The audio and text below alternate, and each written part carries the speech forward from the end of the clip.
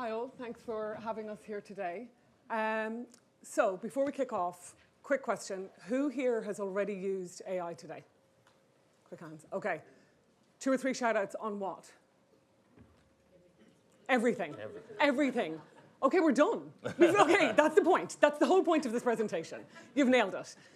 I will point out this presentation is not a standard Google deck. We wanted to try and share some of the kind of learnings on our AI journey so far and what that looks like and how you could apply some of these learnings to your business. What I thought I would do is, rather than break down section by section what we're going to tell you, the 3 things to start with, the 3 things to take away, the classic learning, we might let Notebook LM have a little whirl on it first. Hey everyone, and welcome to our deep dive into the world of Google AI. Sounds exciting. It is. It's really interesting stuff. We're going to be looking at how Google is using AI for all sorts of things, from predicting protein structures. Oh wow. Yeah, to personalizing ads. Okay. And we're going to try to understand what their approach reveals about the future of AI. It's a really rapidly developing area. It really is. I mean, Yeah. sometimes it feels like we're living in a sci-fi movie already. Yeah.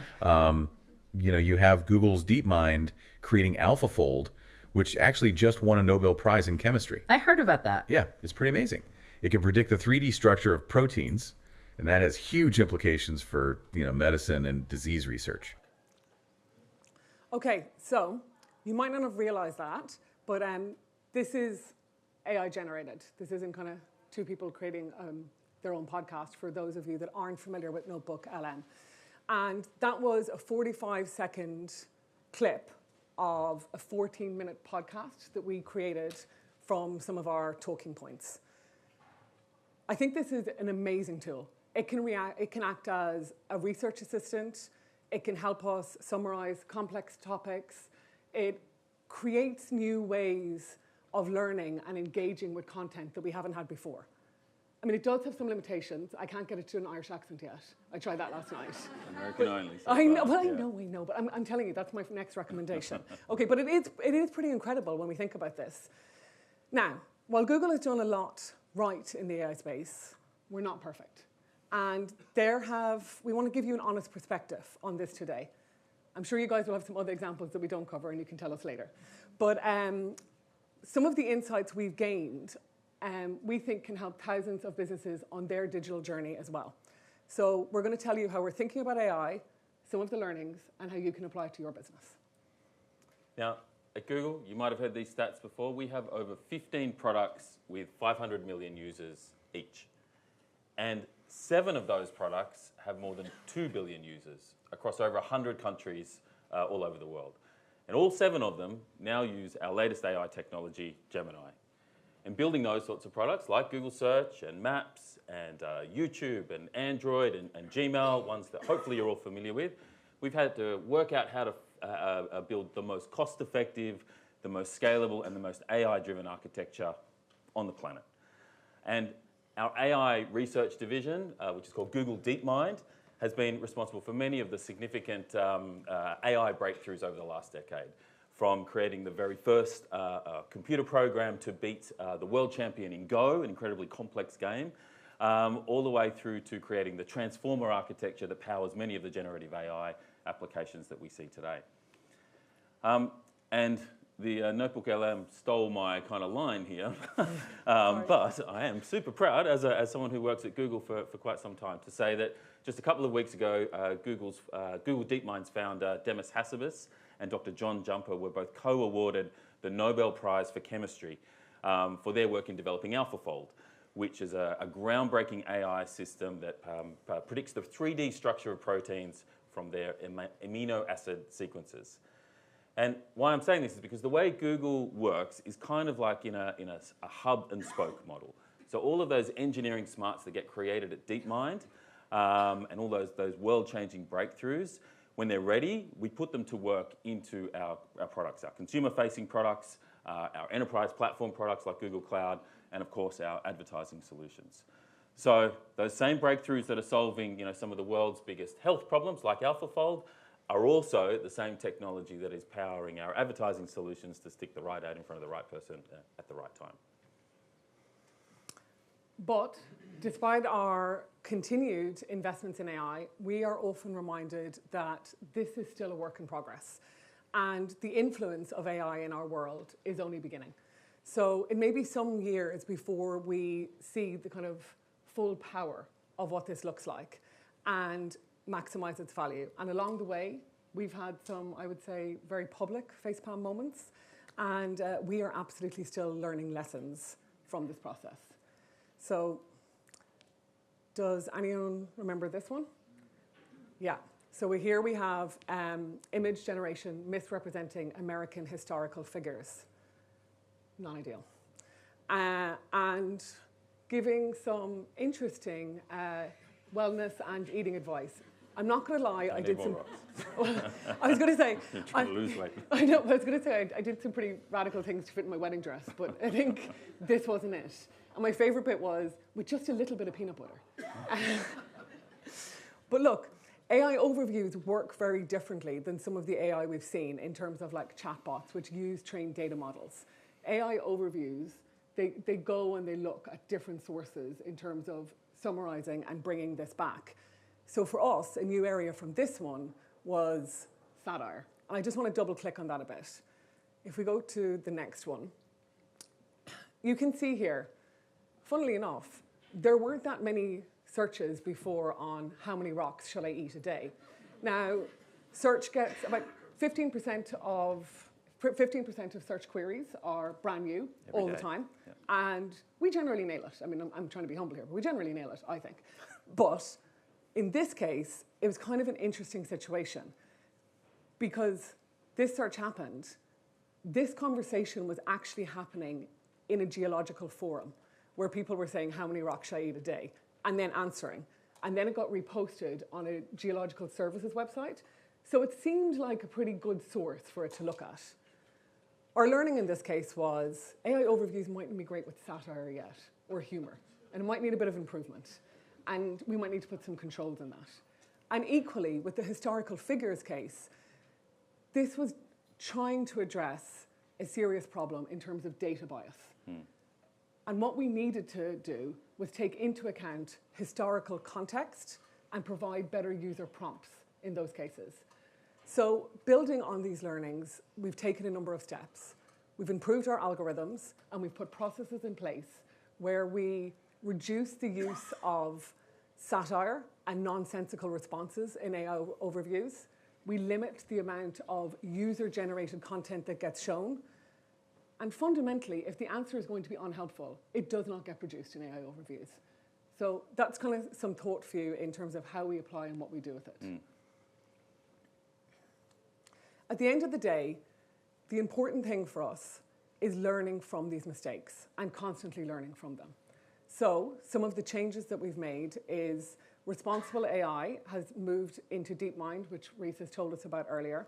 As I said, we've updated kind of processes and algorithms, and we've also significantly increased investment support for things called red team testing. I knew I'd fail on that one. Red team testing, say it quick. Okay, so red team testing is a simulation of cyber attacks or policy violations, and it's intentionally doing those simulations so that you can discover where there are potential flaws and proactively address them before you do releases. There's also blue team testing that you can do with your internal cyber team if you want to go red team, blue team, bulldog.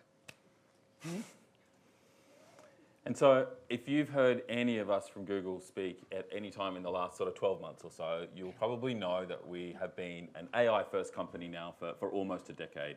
Our CEO, Sundar, came out in 2016 and said Google will become an AI-first company. And we realized very early on that as we were going to forge into this new space of AI, we needed a bit of a North Star to guide us. Because we know that AI can't just be bold, but we believe it is bold, but it must also be responsible. So we developed a set of principles that we've shared and that are available on our website. Similar in the way to the Microsoft talk did before, these AI principles guide everything that we do within AI. Now, I'm not going to go through each one of them today, but there is a couple that we'd like to call out today and see kind of how we're using them and how they're impacting the world. and then maybe what it could look like, as you think about, how adopting AI in each of your own businesses. The first one was about being socially beneficial. So this is about maximizing the benefits of AI for society and helping to create a sustainable future for everyone. And a recent report by Google and Boston Consulting Group showed that AI has the potential to help mitigate between 5 to 10% of global greenhouse gas emissions by 2030, the equivalent of the total annual emissions of the European Union. So pretty powerful. And just last month, we announced the launch of a new AI-powered fire sat detection system, which will allow earlier fire detection on bushfires. So now there's an alert when it is the size of an average garage versus before it was the size of a football field. So this will allow quicker than ever before response. You may have seen that Google was among the 25 founding supporters of AdNet Zero Australia, which was also launched last month. And we are committed to working with the ecosystem to reduce advertising industry's greenhouse emissions. And we're incredibly grateful to the IAB, as well as other industry bodies, for the work in spearheading this initiative. Secondly, we believe that AI must be built and tested for safety. So things like industry-leading security and privacy safeguards are central and at the core of all the AI-powered products, as well as providing tools and information that put users and businesses in control. So a good example of this is a tool we created called Checks, which helps app developers solve their data and privacy compliance issues. What Checks does is it uses an AI model to kind of mimic a user using your app, and then monitors the network traffic to see is the app complying with the privacy policies that it set out, and what data is being collected in real time. So very helpful for app developers. Safety is also about protecting people from bad online actors that contribute to fraud, scams, and misinformation. And AI is improving our enforcement and detection of that on all fronts. You can see here in 2023, we blocked or removed over 5.5 billion policy-violating ads, and we suspended 12.7 million advertiser accounts. That was nearly double on the previous year, thanks to AI. We're even training AI models to detect the use of deepfakes in ads and decrease the response time. We're doing all of this with more transparency and accountability than ever before.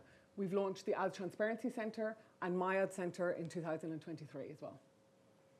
And finally, incorporating privacy and privacy principles into the development and use of all of our AI technologies. So we want to make sure that we're giving the opportunity for notice, for consent, encouraging architectures with privacy safeguards built in, and providing that appropriate transparency and control. Well, so we deeply believe that this is a challenge that we all must tackle as an industry. So Google has partnered with CSIRO on research to protect Australia's critical infrastructure. So we're collaborating to develop AI-powered tools to identify and fix vulnerabilities in open source software. And it's not just essential services that we're looking at. We're also building a more reliable and trustworthy ecosystem that protects the data of Australian users. So this means safer platforms and more robust data protection for all. And so we really do believe in this, creating an AI set of principles has helped Google to guide us as we go on this path. And we believe that for all businesses, as you're embracing and going down the AI path, developing a set of principles is really, really important. And while in your business, the principles might look different because you're a different size or type of company than Google is, they're probably not that different, to be honest. So for an example, like I talked about Google having the principle of benefiting society as a whole. Now, in your business, you might think about benefiting your customers, or ensuring that AI-based tools or experiences are done in a way that's beneficial, that's helpful, that's relevant for your customers. A great example of this is we all work in the advertising and media industry, and we've talked a little bit about efficiencies and creative today. And I think we all agree that relevant creative served in the right context, in an appropriate format, is crucial to helping the ad effectiveness and making that land with consumers. But with the explosion of channels and availability and content, particularly in the digital space, it's really hard to create all the different variations. And this is exactly where AI can help to do this, at scale. So some of our AI-powered tools like Flip Video or Trim Video, which takes a horizontal asset and turns it into a vertical asset, or automatically created assets, which creates search ads based on content on your website. We can more easily reformat and generate that relevant creative and assets, at greater scale, so you can get greater reach. Okay, I think we'd all agree that the imperative for safety is the same for Google and advertisers and publishers and agencies. And that's why ensuring the safety of your users and your brand should be a core part of your principles. When you adopt AI, you need to think about guardrails and governance frameworks that you have in place. So I had a great conversation about this morning with someone. They're using AI to think about some of their governance. They've put it in and they've said, what should my framework be? And then they've created a counter voice and said, address my framework. Look at it from the view of the customer. Look at it the view of my board member. Look at it the view from my regulator. And they're really using AI to test what they're looking at, build on, and improve. So we heard this earlier today. Humans have a big role to play in this as well. So as an example, we use AI to help review an enormous amount of content on YouTube. But AI has been built on millions of human reviewer data points. And while AI can make decisions in clear-cut ways, top of the hierarchy decision-making is still humans. So in my mind, humans and AI is a magic partnership. Yeah, theme we heard earlier today. And lastly, when it comes to privacy, I think we all know governments and consumers all over the world are moving towards stronger privacy protections, greater transparency and greater control. These are the new baseline expectations and are pretty foundational now, and not just best practice. And to maximize the value of AI in a privacy-first way, it's all about having strong first-party data, something that we've been talking about, we as an industry have been talking about for a very long time, because I think we all agree that not just for privacy reasons, but the AI can only be as good as the data that you put into it. Absolutely. And in a world where customers and consumers move from device to device and they're harder to reach than ever before, your connection with your customers is your competitive advantage. And we know that's not new news, but you need to have a strategy about how you collect your data, how you measure it, that it's with full consent and a clear value exchange. And this will help deliver long performance in your business, long-term better performance. Okay. So we've seen that marketers who prioritize first-party data will see a 30% uplift in performance from using AI tools compared to those who don't. 30%. So investing in the right strategy now will make it easier to drive growth, and it will sharpen your competitive edge. So Accenture looked at what some of the leaders in marketing, and particularly with AI, are doing to take advantage of this technology shift. And there was one kind of word that shone through, and that was in partnership. In fact, their data says that in Australia, the top 4% of businesses who are leading in this space are the ones who partner most deeply to get there. So if you're thinking about your AI strategy, partnership's got to be part of it. And partnering with tech platforms like us, and along with agency partners and other tech companies, it's a great way to kind of accelerate and get ideas from outside of your own business. With this collaborative context in mind, the take, shape, make approach can be a powerful framework to base your AI strategy and keep you moving forward. So, take is all about leveraging pre-built AI solutions that are ready to implement now. And this is something you're all doing already today. That was my opening question, like how many people have used AI already? Every time you do a Google search or you use Google Maps or that Bridgerton recommendation on Netflix is not by accident, you secretly do like it. Google Workspace, these are all AI-powered tools. In fact, almost every digital solution probably has an AI-driven component, and you're probably using more AI than you think. Well, it seems like this room knows they're using it, so. Shape means you're customizing AI to precisely fit your unique business need. And most businesses in the room today are doing that. One of the best examples here is leveraging the first-party data campaign that we've discussed It's first-party data in an ads campaign. So every other business has access to the same AI tools that you have. The point of differentiation is the data that you have access to and having a clear goal on what you want to achieve and what your strategy is for that. So know what goals are important to you and then what data you're getting for that. Yeah, so, oh, sorry. No? You go. I just wanted to point out the uplift, like the why. Yeah. So, okay, so with this, when it's done well, what we've seen, that customers who do this well see 2 times the incremental revenue uplift and 1.5 times cost efficiency optimization. So I felt there's a room that enjoyed the numbers too. Okay. It's not a lot of numbers, but I wanted to share a great example. So a great example from the company called Les Mills, New Zealand-based international fitness brand, who did exactly this, which was using a combination of AI with their first-party data to drive, or to better understand, firstly, what is a valuable customer to them, and then applying this data to their campaign performance. So you can see the great quote there from the CMO at Les Mills. But essentially, they used one of our tools, value-based bidding, alongside first-party data to target high-quality, high-value users on Google search, and saw some fantastic results. 45% improvement in ROAS and 7% increase in the value of each sign-up.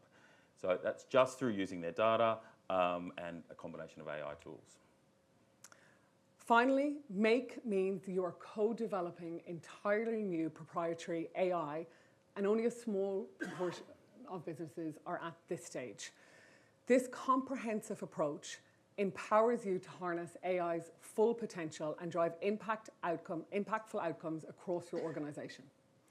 Yeah, so a good example of this is the Iconic, great Australian brand who embedded a custom generative search experience on their own site to help them understand the complex queries that were coming through their platform.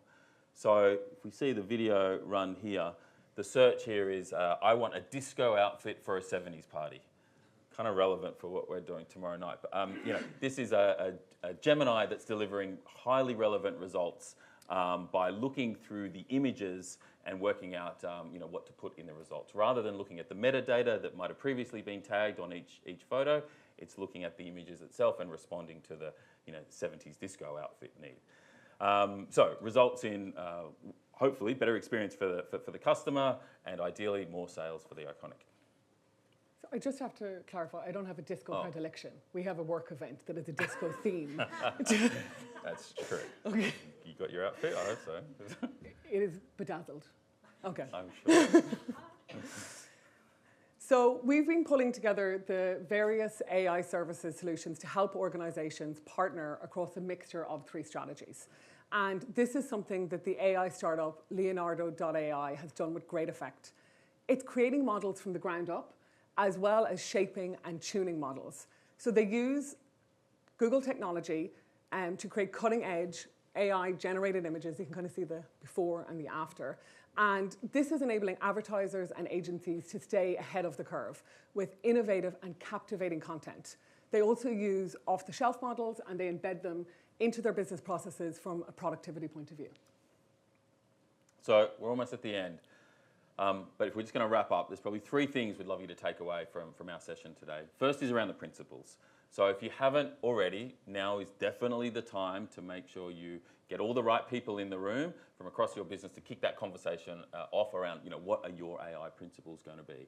It could be something that's led by the marketing team, and often is, but you definitely need to make sure you have your legal folks, your privacy folks, your tech folks, your sales folks. So anyone who is involved in data usage or data ownership will need to be in the room. Consider on what you're going to use AI for, what are the outcomes that you're going for, and ultimately what's the value that it's going to provide, and that will feed into the principles. The second one, we touched on partnership. AI is becoming more democratized, and pretty much all the companies, we saw the 4% stat before, that are innovating in this space are relying on partners to innovate. So lean into your partnerships. And finally, Jess talked about the take, shape, make, but I think every business probably starts out by being a taker of AI, and then they graduate up to being shapers and makers. Because I can probably bet that whatever your use case is today, there'll be some kind of off-the-shelf tool out there that will be able to get you started, and you'll be able to get an immediate result or at least a learning, so that you can take it forward to the next step. So implement those tools and try and get some quick wins on the board. Look, hope you've enjoyed today. We're excited about the future of AI. We know the journey of integrating AI into your business, may not always be smooth, as Google is seeing. But if you adopt a test and learn mindset and lean into some of these recommendations, we think we'll all be well positioned to take advantage of this great opportunity. So with that, thank you. Thank you.